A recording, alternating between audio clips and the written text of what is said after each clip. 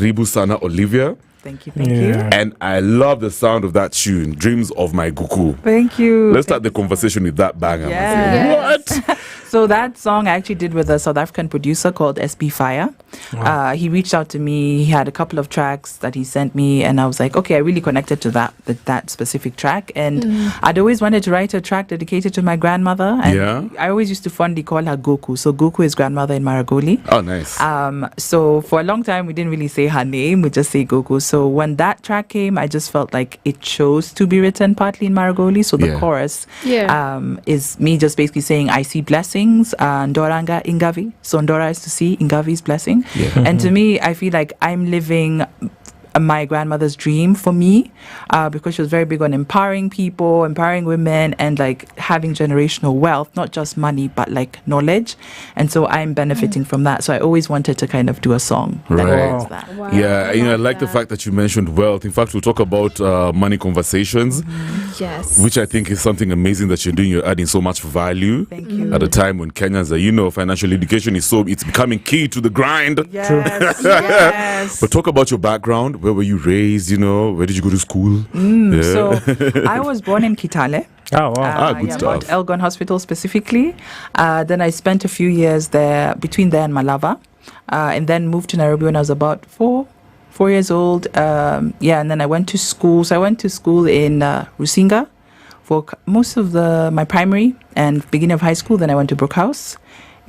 So that was my schooling. Then I went to University of Leeds and then came back. Good stuff. Oh, cool. So is music something you've always wanted to do? I did. Like, honestly, I used to sing everywhere. Like, I was the girl who sang everywhere. So I knew I wanted to do music. But at the time, there was not, like, being an independent artist was not a thing. It was like you had to get signed. Yeah. So I decided, okay, I'll do media.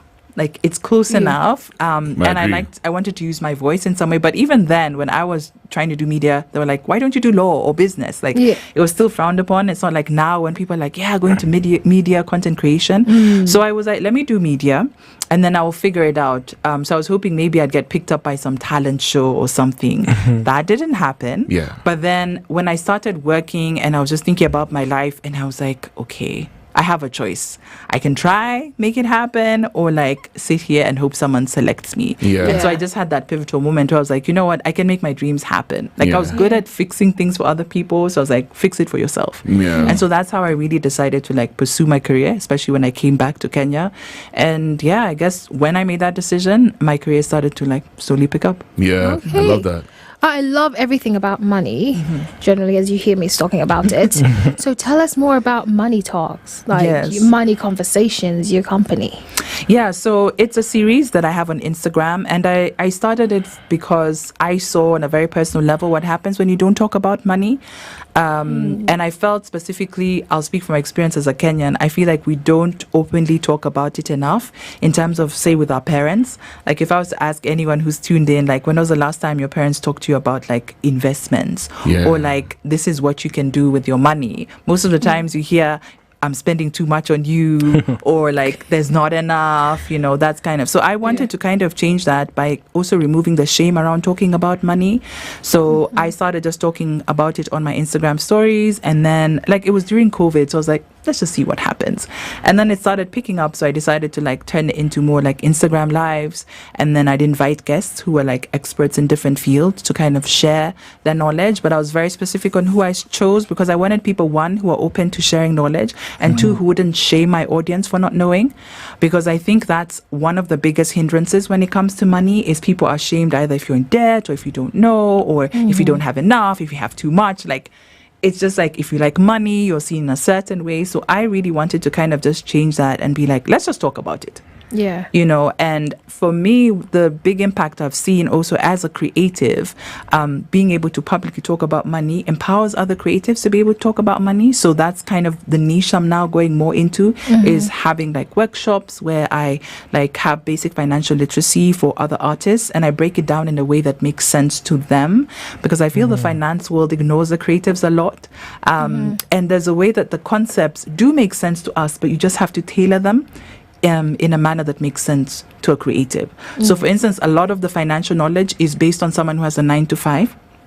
if you have an irregular income, which a lot of creatives do, you might think like, I can't start investing, or I can't start saving, or I can't even get health insurance. But that's not true.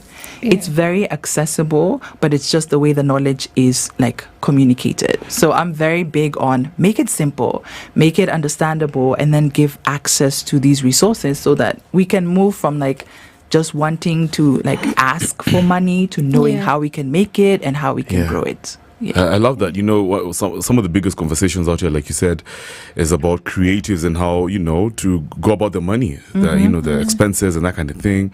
So at what point should an artist, you know, monetize their craft? You know, so somebody's out there, they're thinking, oh, this is my hobby, and it's making sense. You know, you're loving it, but there's pressure from your family, from society to get a real job. Yeah, so if you're growing in your art, you know, you're getting comfortable, you're getting traction, at what point should you monetize? That's a really good question. I would take actually a few steps back. Even before you think about monetizing, look at your money habits. Because whether you choose to monetize your art or not, your money habits will follow you regardless of what you choose to do. So I always say whether you're an artist or not an artist, just look at your money habits. How do you spend? Why do you spend the way you do?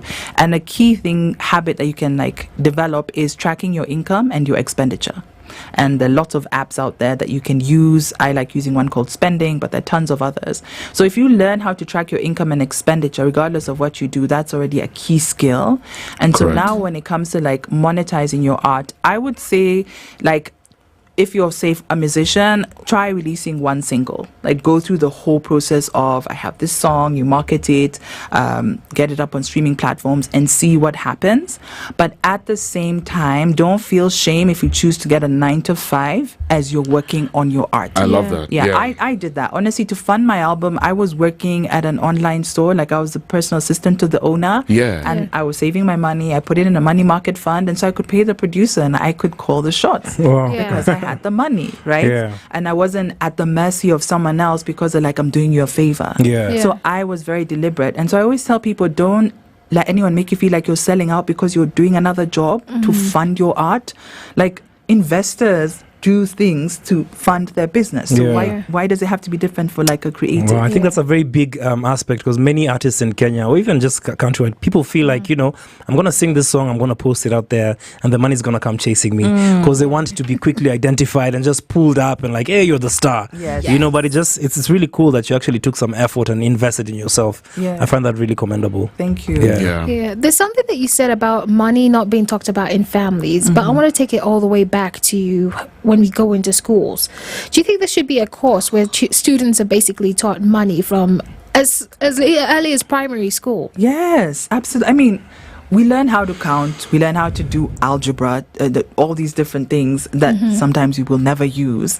But then when you're out in the world, financial literacy is a must. Everyone gets money. Like, whether you earn it or you receive it in a different way, you get money. You have to interact with money.